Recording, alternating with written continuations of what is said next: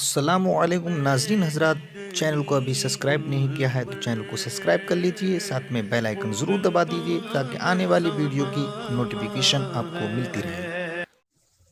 اور یہ آپ دیکھتے ہوں گے کہ اب تو ہمارا معاشرہ اس طریقے سے بگڑ چکا ہے کہ دو آدمی بیٹھے تو تیسرے کی غیبت کے علاوہ دوسرا کوئی کام ہوتا ہی نہیں۔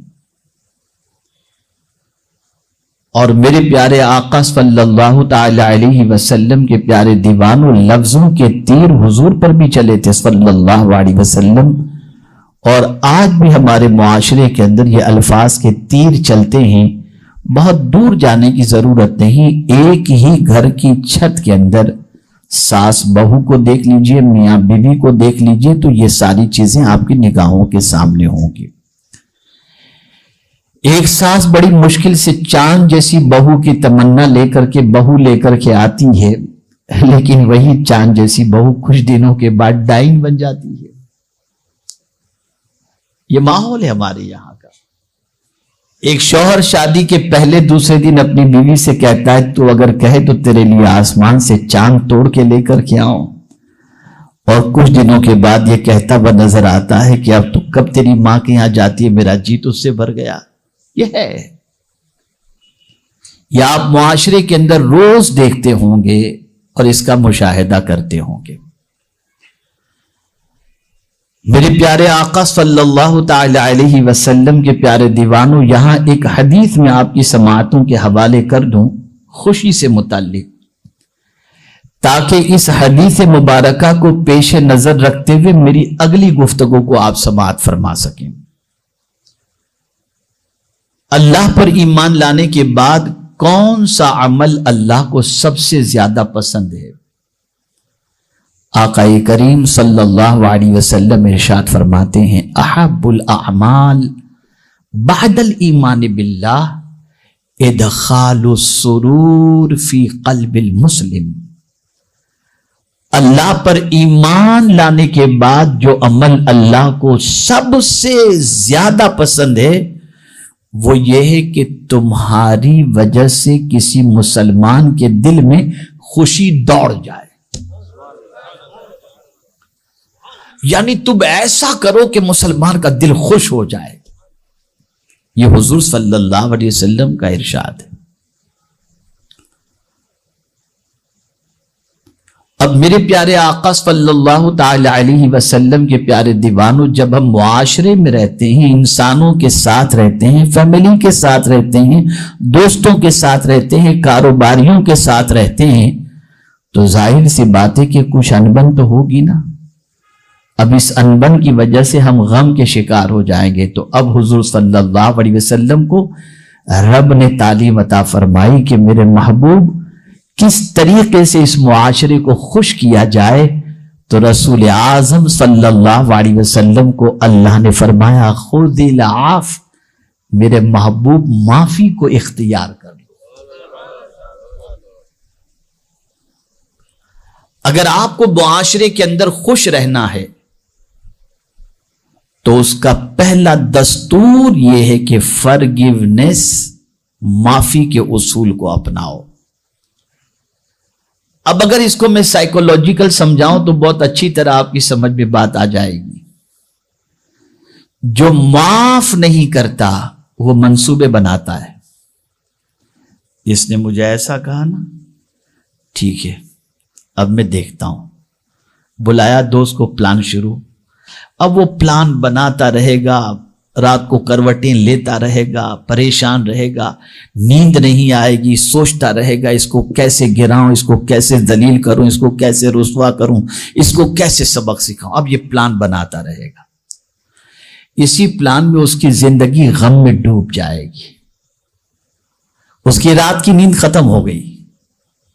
ریونج کے جذبے کی بنیاد پر اس کی مینٹلیٹی ایسی ہو گئی کہ وہ رات کو چین کی نیند نہیں سو رہا، پلان بناتا ہے اس کو کیسے گرایا جائے، کیسے ذلیل کیا جائے، کیسے رسوا کیا جائے، اس نے مجھے اس طریقے سے کہا، میں دیکھ لوں گا۔ یہ ساری چیزیں اس کے ذہن میں آتی ہیں۔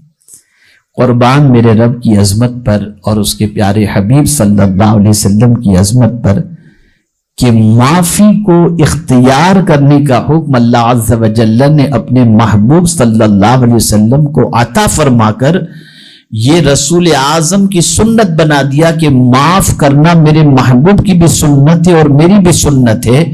اب سائیکولوجیکل اس کا بینیفٹ میں آپ کو بتاؤں کہ معاف کرنے میں 1 منٹ لگتا ہے، لیکن غم سارے کے سارے لمبے عرصے تک کے ختم ہو جاتے ہیں. ایک طویل عرصے تک کا ٹینشن ختم، ایک لمبے عرصے تک کی مینٹلٹی جو مائنڈ جو ڈسٹرب تھا نا وہ ختم. اور جہاں آپ نے یہ 1 منٹ جو معافی کا کام ہے یہ نہیں کیا تو میں یہ سمجھتا ہوں کئی مہینوں تک کی نیندیں آپ کی برباد ہوں گی، آپ کا چین ختم ہو جائے گا، آپ غم کے شکار رہیں گے، ٹینشن میں رہیں گے. لیکن جیسے ہی آپ نے معاف کر دیا آپ کے قلب کو اللہ عز و جل نے راحت عطا فرما دی. یہاں ایک اور خاص بات عرض کر دوں کہ معاف کمزور بندہ نہیں کرتا، طاقت والا بندہ معاف کرتا ہے. اور معاف کرنا یہ کمزوری کی علامت نہیں ہے بلکہ معاف کرنا یہ بہادری کی علامت ہے، یہ بہادری کی علامت ہے.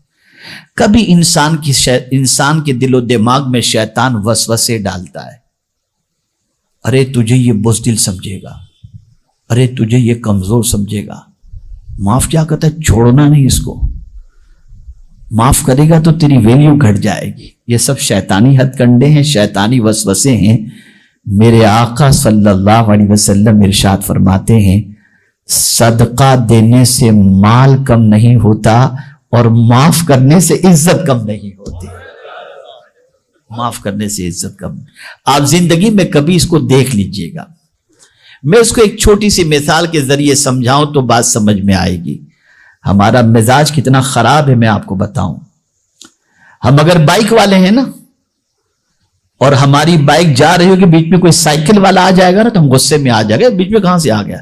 لیکن اگر مرسیڈیز والا آئے گا تو غصہ نہیں آئے گا، کیونکہ اس کا اسٹیٹس ہم سے اونچا ہے.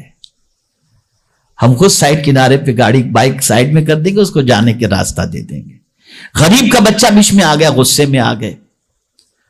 اور مالدار کا بچہ تھوڑا بھینگا بھی ہوگا نا، ارے بیٹا آپ سائڈ پہ ہو جاؤ. یہ مزاج. اے رسول اعظم صلی اللہ تعالی علیہ وسلم کے دیوانوں، یہ بات اچھی طریقے سے ذہن میں رکھو کہ اللہ عز و جل نے طاقت عطا فرمائی ہے، قوت عطا فرمائی ہے، اسٹیٹس عطا فرمایا ہے، مقام عطا فرمایا ہے، تو کبھی بھی کمزوروں پر زیادتی مت کرنا. اگر کمزور سے غلطی ہو جائے تو درگزر کرو. طاقتور کو تو ہر کوئی معاف کر دیتا ہے، کمال کی بات تو یہ ہے کہ کمزور کو معاف کیا جائے، کمزور کو معاف کیا جائے. میں ایک مثال آپ کو دیتا ہوں، بات اچھی طرح سمجھ میں آئے گی. میرے ایک دوست اندور میں رہتے ہیں، بڑے پرانے دوست ہیں، اللہ نے بہت نوازا ہے ان کو. وہ اتفاق سے اپنی کار سے جا رہے تھے، 2 نوجوان بائک پر تھے. میں اس لیے یہ مثال آپ کے سامنے پیش کر رہا ہوں جو ریئلٹی ہے، تاکہ آپ اپنی زندگی میں اس کو محسوس کر سکیں، سمجھ سکیں. 2 نوجوان بائک پر جا رہے تھے اور بائک والوں کا تو کیا کہنا، غیر فطری چیز ہے وہ گاڑی. تو بائک تو غیر فطری چیز ہے نا. جانور بھی کوئی ایسا نہیں ملے گا جس کی ایک ٹانگ آگے ایک ٹانگ پیچھے ہو. یہ بائک ہی ہے کہ جس کی ایک ٹانگ آگے اور ایک ٹانگ پیچھے. سائیڈ کا جب تک اسٹینڈ ہو کھڑی نہیں رہ سکتی وہ، ٹھیک ہے نا. تو وہ بائک سے جا رہا تھا. اب وہ ایسے ہی سامنے سے گزرا، انہوں نے بریک مارا لیکن تھوڑے سے اس کی بائک پر ٹچ ہو گیا. اب وہ بہادر جو ہے بائک روکا، اترا، گاڑی کے دروازے پہ اس نے دستک دی. اب وہ جو ہمارے دوست تھے، بڑے سلجھے ہوئے دوست ہیں، وہ گاڑی سے باہر نکلے، اس کو دیکھا انہوں نے، اور دیکھنے کے بعد اس سے پہلے کہ وہ گالی گلوچ کرے یا کچھ کہے، انہوں نے کہا سوری سر. گاڑی والے نے غلطی اس کی نہ ہونے کے بعد اس نے کہا اچھا معاف کر دینا بھائی، سوری. ہاں تو کہتا ہے غصے میں آ گیا. وہ ایسا ہوتا ہے، آپ حق پر رہتے ہوئے کسی سے معافی مانگے تو وہ شیر ہو جاتا ہے. وہ गुंडा गर्दी शुरू कर देता है। तो ऐसा किया उसने, वो चिल्लाने लगा, तुमको नजर नहीं आता, ये वो गाड़ी आ गई तो क्या, इस तरह से वो चिल्ला रहा था। तो उसी के दोस्त ने जो उसके साथ बैठा हुआ था, उसने कहा तुझे शर्म नहीं आती, कितना बड़ा आदमी तुझसे माफी मांग रहा है जबकि गलती तेरी है, और उसके बाद भी तू इस तरीके की बात करता है। एक तमाचा मारा अपने दोस्त को, बोला चल बाइक पे बैठ जा। अब मैं आपसे एक सवाल पूछता हूं, गौर से सुनिएगा, एक सवाल पूछता हूं। वो बाइक वाला और गाड़ी वाला दोनों आस्तीन चढ़ाते, बात बढ़ती, बढ़ते बढ़ते यहां तक पहुंचती कि कोर्ट और मुकदमा और पुलिस चौकी, FIR, सारी चीजें सब शुरू हो जाता। लेकिन एक माफी ने सारी झंझट से छुटकारा अता फरमा दिया। एक माफी ने सारी झंझट से छुटकारा अता फरमा दिया। आकाए करीम सल्लल्लाहु ताला अलैहि वसल्लम इसलिए माफ करने को बहुत पसंद फरमाते। और रब्बे कदीर जल्ल जलालहू की बारगाह के अंदर भी हम जब दुआ के लिए हाथ उठाते हैं तो कहते हैं अल्लाहुम्मा इन्नका अफ़ू तुहिब्बुल अफ़्व। शब कद्र के हवाले से उम्मुल मुमिनीन हजरत आयशा सिद्दीका रदियल्लाहु ताला अन्हा कहती हैं कि मैंने आकाए करीम सल्लल्लाहु अलैहि वसल्लम से दरियाफ्त किया कि या रसूल अल्लाह सल्लल्लाहु ताला अलैहि वसल्लम, अगर मैं शब कद्र पालूं तो कौन सी दुआ करूं? तो सरकार ने फरमाया ये दुआ करो, अल्लाहुम्मा इन्नका अफ़ूव तुहिब्बुल अफ़्व फ़अफ़ु अन्ना। ए अल्लाह तू माफी को पसंद करता है, तू माफ करने वाला है, हमें भी तू माफ फरमा। पता चला माफ करना अल्लाह की भी सुन्नत है और मुस्तफा की भी सुन्नत है सल्लल्लाहु अलैहि वसल्लम। तो पहली चीज, अगर खुश रहना है तो माफ करने की आदत अपनाओ। छोटों को भी माफ करो और बड़ों से माफी मांगने की आदत बनाओ। तुम्हारी जिंदगी में खुशियां ही खुशियां रहेंगी, सुकून ही सुकून रहेगा। ऐसी खुशी कि मैं क्या बताऊं। देखिए ना, कभी कभी मियां बीवी में झगड़ा होता है, बीवी माफी मांगती है, शौहर माफ नहीं करता, और माफ न करने की बुनियाद पर बात आगे बढ़ जाती है, शैतान वरगलाता है, फिर उसके बाद रिश्ते खत्म हो जाते हैं। और यहां एक हदीस हमेशा के लिए जहन में रखो। आकाए करीम सल्लल्लाहु अलैहि वसल्लम ने इरशाद फरमाया, जो शख्स माफी मांगे, किसी से माफी मांगे और वो शख्स उसे माफ न करे, तो आकाए करीम सल्लल्लाहु अलैहि वसल्लम फरमाते हैं वो कल बरोज़ क़यामत मेरे हौज़े कौसर पर न आए, वो। इस्लाम सुकून कायम करने के लिए आया, खुशियां देने के लिए आया, पीस देने के लिए आया, दिलों को अल्लाह अज़्ज़ व जल्ल के नूर से मुनव्वर करके तबीयत के अंदर फरहत और सुरूर पैदा करने के लिए आया। हमने तालीमात नबविय्या सल्लल्लाहु अलैहि वसल्लम को छोड़ दी, नतीजतन आज हमारी जिंदगी बर्बादी के दहाने पर पहुंच चुकी है और हम खुशियों के इंतजार के अंदर तवील अरसा गुजारते हुए नजर आते हैं। तो पहली चीज क्या करना, समझ गए ना? खुश रहना है तो माफ करने की आदत अपनाओ। खुश रहना है तो माफ करने की आदत अपनाओ, इंशाअल्लाह अज़ीम हमेशा खुश रहोगे इंशाअल्लाह। ये पहली चीज। अब आइए दूसरी चीज की तरफ आते हैं। भूल जाने की आदत अपनाओ। खुश रहना है तो बोलिए, भूल जाने की आदत, फॉरगेटनेस, भूल जाने की आदत। लेके मत बैठो, तूने ये कहा था, तूने ऐसा कहा था।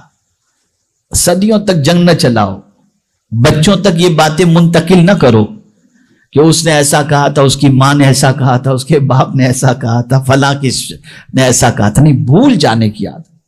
और जो शख्स भूलता नहीं, याद रखता है ऐसी चीजों को जो इख्तिलाफ वाली हैं, वो गम में हमेशा गिरफ्तार रहता है, वो हमेशा गम में गिरफ्तार रहता है।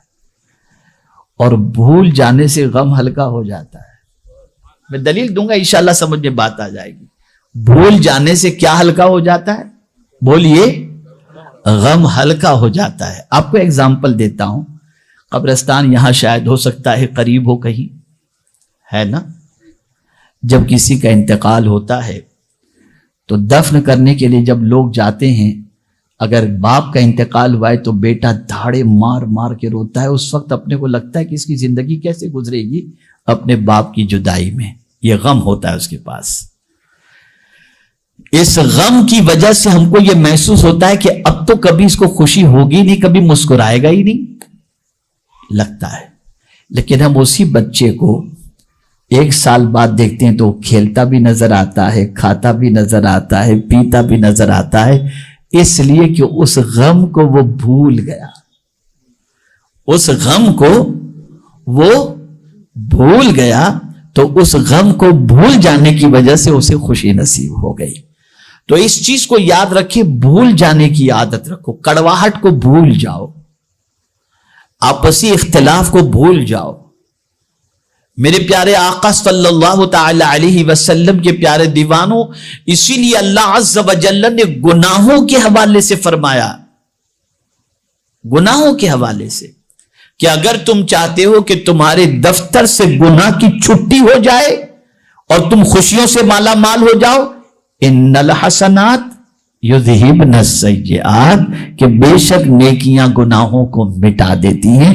جب تم نیکی کرتے چلے جاؤ گے تو غم یعنی گناہ خود بخود تمہارے دفتر سے مٹتے چلے جائیں گے.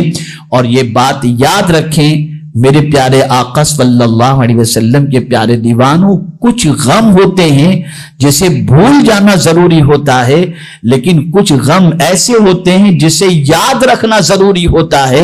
ام المؤمنین حضرت عائشہ صدیقہ رضی اللہ تعالی عنہا نے آقا کریم صلی اللہ تعالی علیہ وسلم سے دریافت فرمایا, یا رسول اللہ صلی اللہ تعالی علیہ وسلم, کیا کوئی بندہ ایسا بھی ہے جس سے قبر میں سوال نہ ہو؟ سرکار نے فرمایا, ہاں, وہ شخص جو اپنے گناہ کو یاد کر کے روئے, اللہ اس کو قبر کے سوال سے محفوظ رکھے گا. تو گناہ کے غم کو یاد رکھو, گناہ کے غم کو یاد رکھو, گناہ کی خوشی نہیں. لفظ پر توجہ چاہوں گا. ہمارے بہت سارے ایسے لوگ جو 40-45 کے ہو جاتے ہیں اور کالج کی لائف اور یونیورسٹی کی لائف جو گزار کر کے آتے ہیں اور وہاں جو موج مستی کیے ہوئے ہوتے ہیں, شادی ہو جاتی ہے اور 40-45 کے ہوتے ہیں تو بولتی ہیں وہ زندگی کتنی اچھی تھی. اس طرح سے یاد رکھنا, یہ یاد سکون کو غارت کر دیتا ہے.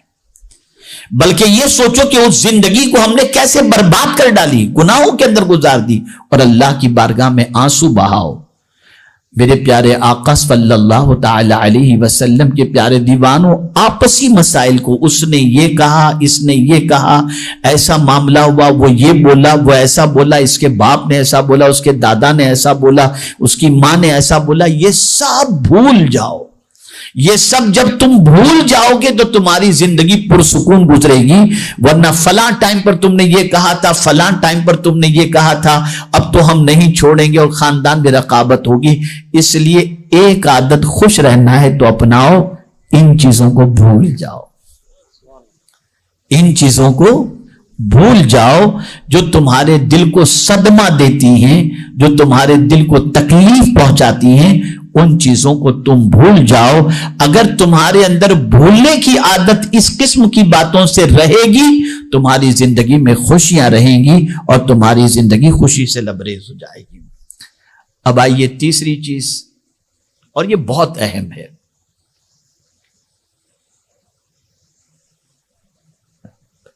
خوشی اللہ عز و جل نے بانٹنے میں رکھی ہے, جمع کرنے میں نہیں رکھی. خوشی اللہ عز و جل نے بانٹنے میں رکھی ہے, جمع کرنے میں نہیں رکھی. آپ شاید اس سے مال سمجھتے ہوں گے کہ مال بانٹنا, مال بھی ہے, مسکراہٹیں بھی ہیں, ٹائم بھی ہے, یہ ساری چیزیں بانٹو آپ. یہاں تک کہ کھانا بھی بانٹو, کپڑا بھی بانٹو, ٹائم بھی بانٹو. اللہ عز و جل نے اس میں خوشی رکھی ہے. میں آپ کو بتاؤں, اللہ والوں کے حوالے سے رسول اعظم صلی اللہ علیہ وسلم نے فرمایا, ولی کون؟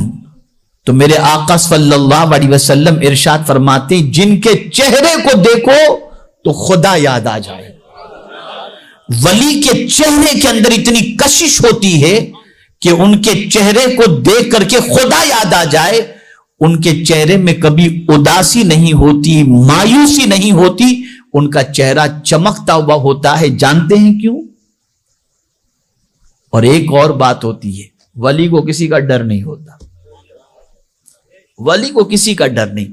میں نے قرآن کی آیتوں میں تلاش کیا کہ یا اللہ یہ تو ولی کی صفت بتائی گئی, لا خوف علیہم ولا هم یحزنون, لیکن یہ کرتے کیا تھے جس کی وجہ سے ان کے دل میں خوف نہیں ہوتا تھا اور کوئی غم نہیں ہوتا تھا؟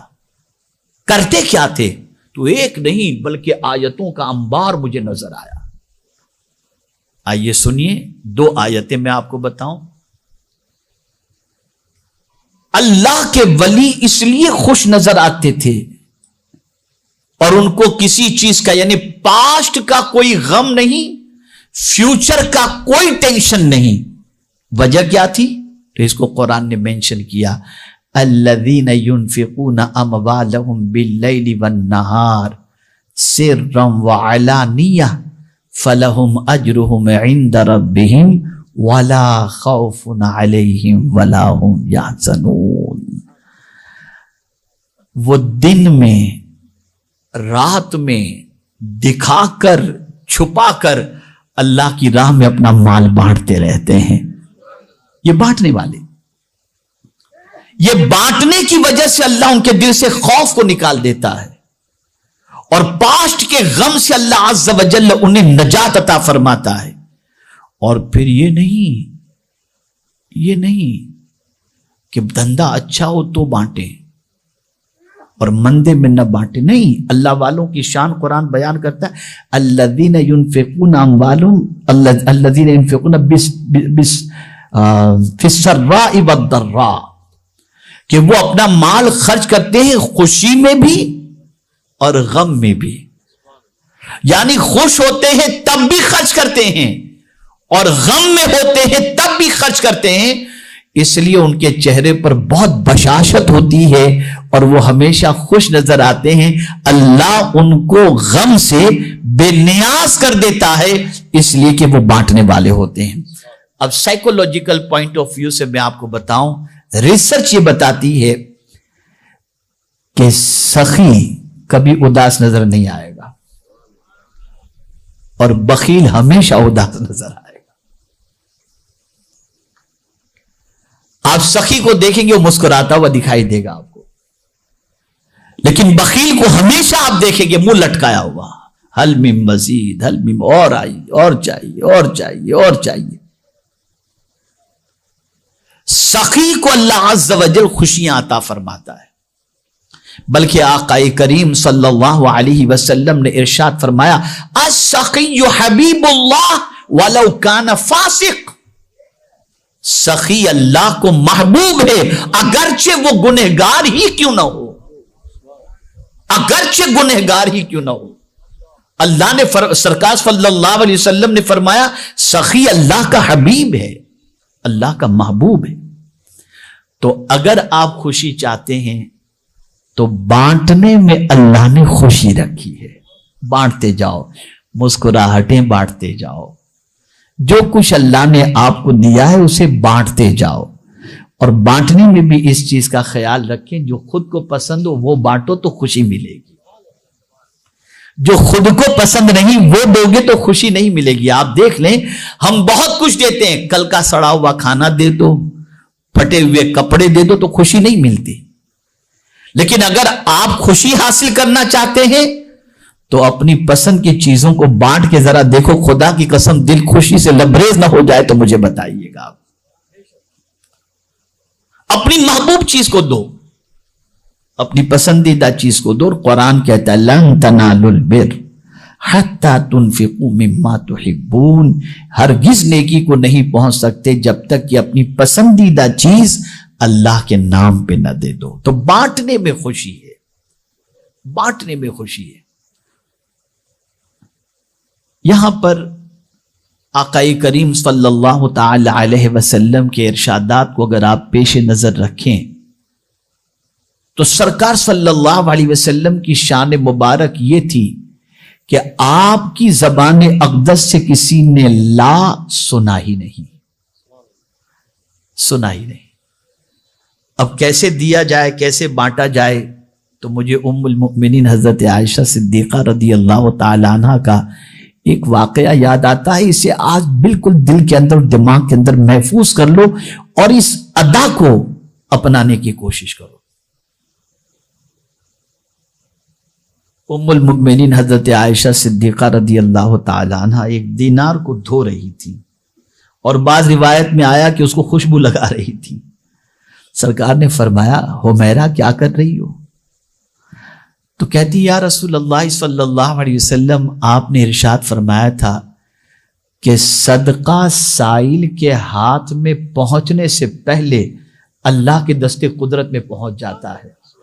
تو میں نے سوچا کہ میں اس صدقے کو اتنی اچھی طریقے سے دھو کر خوشبو لگا کر کے مانگنے والے کو دوں کہ لینے والا بھی خوش ہو جائے اور مولا بھی خوش ہو جائے۔ یہ دینے کا طریقہ۔ چل بے لے تو جان نہیں چھوڑتا، یہ نہیں، خوشی نہیں ملے گی، آپ کو خوشی نہیں ملے گی۔ قبول فرما لیں تو آپ کا احسان ہوگا، تو خوشی ملے گی۔ پھر وہ لینے والا جب لے گا نا تو اتنی دعائیں دے گا کہ آپ کا دل خوشی سے لبریز ہو جائے گا۔ بلکہ میں نے تو ایسے دعا دینے والوں کی وجہ سے دینے والوں کی آنکھوں میں آنسو بھی دیکھا ہوں کہ اس کی دعا کی وجہ سے وہ رو پڑے۔ یہ ہے دینے کا انداز۔ تو بانٹنے سے خوشی جو ملتی ہے وہ اس طرح سے بانٹنے سے خوشی ملتی ہے، احسان جتا کر، دھکے کھلا کر، ڈانٹ ڈپٹ کر کے بانٹنے سے کبھی خوشی نہیں ملتی۔ بانٹو، دل سے بانٹو۔ تو یہ تیسری چیز تھی خوشی حاصل کرنے کے سلسلے میں۔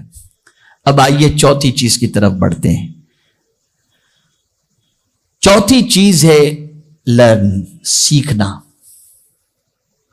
ہمیشہ کچھ نہ کچھ سیکھنے کی عادت رکھیں، یہ بہت اہم چیز ہے۔ کچھ نہ کچھ سیکھنے کی عادت رکھیں، اچھی چیز۔ جب آپ سیکھتے جائیں گے آپ کو خوشی ملتی چلی جائے گی۔ جیسے جیسے سیکھتے جائیں گے آپ کے اندر خوشی آتی چلی جائے گی۔ تو یاد رکھیں، سیکھنے سے خوشی حاصل ہوتی ہے، سیکھنے سے قلب کے اندر فرحت محسوس ہوتی ہے۔ میرے پیارے آقا صلی اللہ تعالی علیہ وسلم کے پیارے دیوانوں، یہی وجہ ہے کہ صحابہ کرام علیہم الرضوان اور اولیاء کاملین علیہم الرضوان پوری زندگی سیکھنے کے اندر انہوں نے گزار دی، اور ان کی زندگی میں آپ دیکھیں گے تو ان کے چہرے سے خوشیاں نمایاں طور پر نظر آتی تھی۔ اب وہ بہت سیکھے ہوئے تھے پھر بھی سیکھ رہے تھے، اور ہم ان پڑھ ہیں پھر بھی نہیں سیکھ رہے، قرآن پڑھنا نہیں آتا۔ اور میں پورے چیلنج کے ساتھ کہتا ہوں، جس دن صحیح طور پر آپ کو قرآن پڑھنا آ گیا اور قرآن آپ نے سیکھ لیا، آپ محسوس کریں گے کہ آپ کی زندگی خوشیوں سے کتنی بھر جائے گی۔ اسی طریقے سے کوئی بھی علم آپ نے سیکھ لیا، حاصل کر لیا، آپ کی زندگی خوشیوں سے بھر جائے گی۔ اس کو میں ایک مثال کے ذریعے سمجھاتا ہوں تاکہ اچھی طریقے سے آپ سمجھ سکیں۔ ایک بچہ سال بھر محنت کرتا ہے، سال بھر محنت کرتا ہے، کس لیے؟ ڈگری پالے، محنت و مشقت کیا، اس کی محنت کا نتیجہ جب سال بھر کے بعد پاس کی شکل میں یا پرسنٹیج کی شکل میں آتا ہے تو آپ دیکھیں نا، وہ تنہا خوش نہیں ہوتا، اس کے ماں باپ خوش ہوتے ہیں، گھر والے خوش ہوتے ہیں، بھائی بہن خوش ہوتے ہیں، استاد خوش ہوتے ہیں، دوست خوش ہوتے ہیں۔ ایک بچے نے سیکھ کر یہ مقام حاصل کیا، نہ جانے کتنوں کو خوشیوں سے مالا مال کر دیا۔ تو سیکھنے سے خوشی حاصل ہوتی ہے، تو سیکھا کرو روزانہ۔ اسی لیے آقا کریم صلی اللہ علیہ وسلم نے ارشاد فرمایا، رات کو سونے سے پہلے اچھی بات سیکھ کر کے سونا، یہ پوری رات عبادت کرنے سے بہتر ہے۔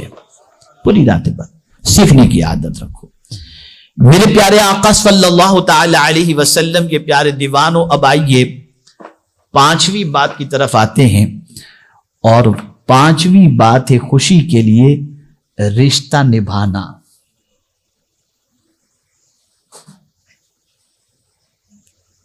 آپ جانتے ہیں مغربی دنیا میں سب کچھ ہے، رشتہ نبھانا نہیں، اور سب سے زیادہ دکھی، سب سے زیادہ ڈپریشن کے شکار، سب سے زیادہ اسٹریس میں اگر آپ کو دنیا میں کسی علاقے کے لوگ نظر آئیں گے تو وہ مغربی دنیا کے لوگ نظر آئیں گے، اس لیے کہ ان کے یہاں رشتے کا کوئی کانسیپٹ ہے ہی نہیں، مادر پدر آزاد، اپنی زندگی اپنے حساب سے جیو۔ باپ کو بھی اگر اپنے بیٹے کے گھر جانا ہے تو اسے فون کر کے 1 ہفتے پہلے کہنا پڑے گا کہ بیٹا میں آئندہ ہفتے تمہارے یہاں آ سکتا ہوں، تم ہو نا۔ یہ پوزیشن ہے ہی نہیں۔ میرے پیارے آقا صلی اللہ تعالی علیہ وسلم کے پیارے دیوانوں، ایک انسان کیا چاہتا ہے؟ توجہ چاہوں گا، حدیث کی طرف آ رہا ہوں، توجہ چاہوں گا۔ ایک انسان کیا چاہتا ہے؟ مال میں برکت ہو اور عمر میں برکت ہو، یہی تو چاہتا ہے نا؟ بتائیے، کوئی غریب رہنا چاہتا ہے؟ ارے کوئی جلدی مرنا چاہتا ہے؟ یہ دونوں کام تو کوئی نہیں چاہتا، نہ غریب ہونا چاہتا ہے نہ مرنا چاہتا ہے۔ قربان میرے آقا کی عظمت پر، قربان میرے آقا کی عظمت پر۔ رسول اعظم صلی اللہ علیہ وسلم ارشاد فرماتے ہیں، جو شخص یہ چاہتا ہے کہ اس کے مال اور عمر میں برکت ہو، اسے چاہیے کہ وہ صلہ رحمی کرے، رشتہ داروں سے اچھا سلوک کرے، اللہ تعالیٰ مال میں بھی برکت دے گا اور عمر میں بھی برکت عطا فرمائے گا۔ یہ ہے رشتہ۔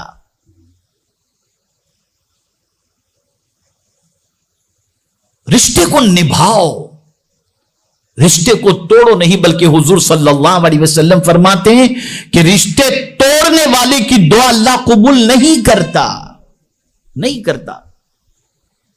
رشتے کو نبھاؤ۔ آپ دیکھتے ہوں گے،